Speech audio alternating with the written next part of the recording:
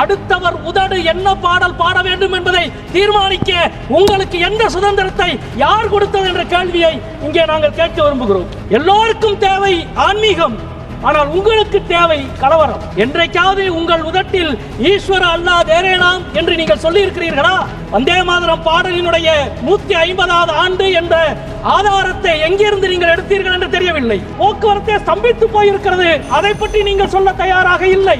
காற்று மாசா டெல்லி ஸ்தம்பித்து போயிருக்கிறது, அதை பற்றி பேச நீங்கள் தயாராக இல்லை. சிவன், விஷ்ணு, பிரம்மா, துர்கா, மிதுனா, மஞ்சுஸ்ரீ, யோகினி, லிங்கேஸ்வர் என்ற 12 திருவுருவச் சிலைகளை வைத்திருக்கிறீர்கள். ஏன் கிறிஸ்துவம் சார்ந்த திருவுருவச் சிலை ஒன்று கூட உங்களுக்கு கிடைக்கவில்லையா? திருக்குரானினுடைய திருவுருவ அடையாளம் ஒன்று கூட கிடைக்கவில்லையா?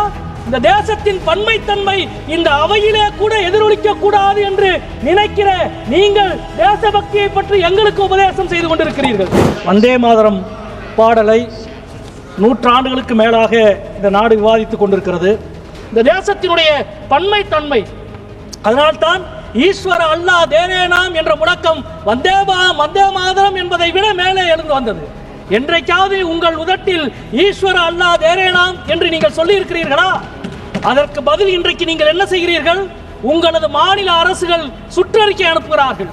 வந்தே மாதரம் பாடலின் 6 சரணங்களையும் பாட வேண்டும் என்று மகாராஷ்டிரா மாநில அரசு சுற்றறிக்கை அனுப்புகிறது. அடுத்தவர் உதடு என்ன பாடல் பாட வேண்டும் என்பதை தீர்மானிக்க உங்களுக்கு எந்த சுதந்திரத்தை யார் கொடுத்தது என்ற கேள்வியை இங்கே நாங்கள் கேட்க விரும்புகிறோம். இதோ இந்த புதிய நாடாளுமன்ற கட்டிடம், இந்த கட்டிடத்திற்குள்ளே 12 திருவுருவச் சிலைகளை நீங்கள் வைத்திருக்கிறீர்கள். யாருடைய சிலைகள் தெரியுமா?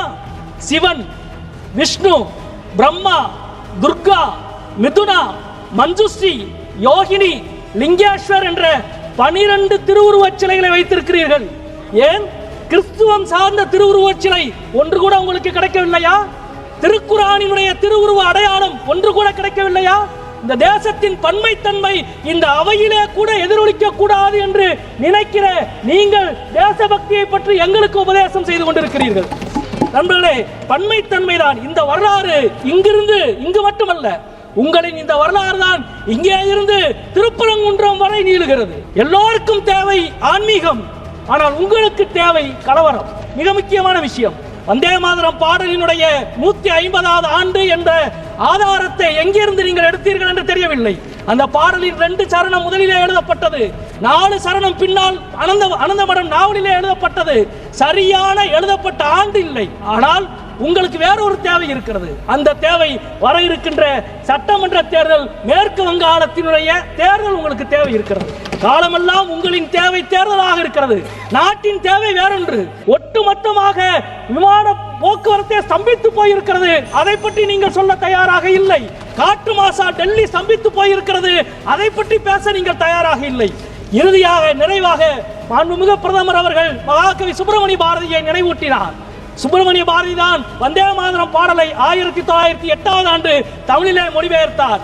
பிரதமர் அவர்கள் நினைவூட்டியதான் நான் சொல்கிறேன். பாரதியினுடைய அருமையான வாசகம், தாயை கொல்லும் பஞ்சத்தை தடுக்க முயற்சிகிறார், வாயை திறந்தே சும்மா வந்தே மாதரம் என்பார் என்று சொன்னார். அது பாரதி உங்களுக்கு சொன்னது என்று சொல்லி முடிக்கிறேன். வணக்கம்.